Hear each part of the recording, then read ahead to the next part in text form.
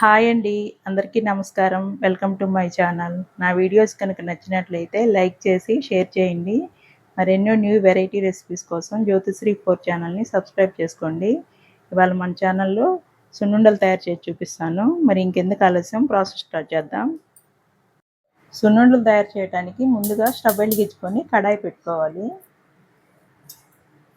మినపగుళ్ళు వేసుకొని వేయించుకోవాలి. లో ఫ్లేమ్‌లో పెట్టుకొని వేయించుకోవాలి. మినపగుళ్ళని లో ఫ్లేమ్లో లైట్ బ్రౌన్ కలర్ వచ్చేలాగా వేయించుకోవాలి. అప్పుడే సున్నుండలు బాగా రుచిగా ఉంటాయి. పొట్టు మినపప్పు బెల్లంతో కూడా సున్నుండలు తయారు చేసి ఛానల్లో అప్లోడ్ చేశాను, ఒకసారి చెక్ చేసి చూడండి. మినపగుళ్ళు ఇలా లైట్ బ్రౌన్ కలర్ వచ్చినాక స్టవ్ ఆఫ్ చేసుకొని ప్లేట్లో వేసుకొని చల్లారి పెట్టుకోవాలి. వేయించుకున్న మినపగుళ్ళు పూర్తిగా చల్లారిపోయినాక మిక్సీ గిన్నె తీసుకొని వేసుకొని గ్రైండ్ చేసుకోవాలి.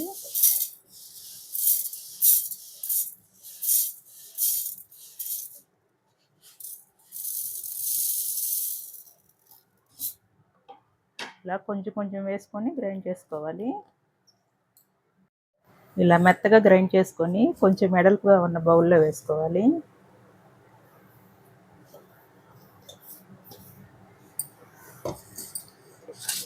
ఇప్పుడు మిగిలినవి కూడా వేసుకొని గ్రైండ్ చేసుకుందాం.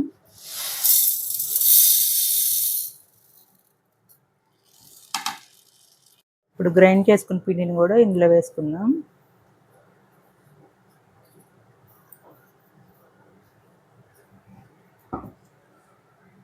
నెక్స్ట్ పంచదారను గ్రైండ్ చేసుకోవాలి. మనం ఎంత క్వాంటిటీ మినపగుళ్ళు తీసుకున్నామో అదే క్వాంటిటీతో పంచదార వేసుకోవాలి. సువాసన కోసం 6 యాలకులు వేసుకొని గ్రైండ్ చేసుకోవాలి. పంచదారను కూడా ఇలా మెత్తగా గ్రైండ్ చేసుకొని ఈ పొడిలో కలిపేసుకోవాలి.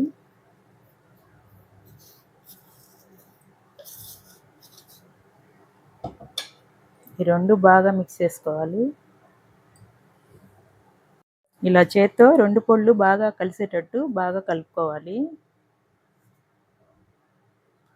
ఉండలేం లేకుండా బాగా మిక్స్ చేసుకోవాలి. ఇలా బాగా కలుపుకున్నాక నెయ్యి వేసుకొని కలుపుకోవాలి. కొంచెం కొంచెం నెయ్యి వేసుకొని కలుపుకోవాలి.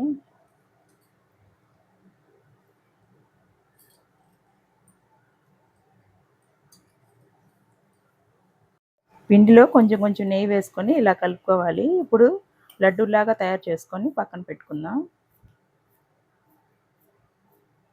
మనకు నచ్చిన సైజులో లడ్డూలాగా తయారు చేసుకోవచ్చు.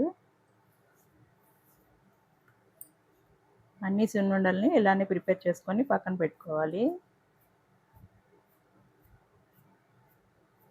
మీకు అన్ని సున్నుండలు రెడీ అయిపోయినాక చూపిస్తాను.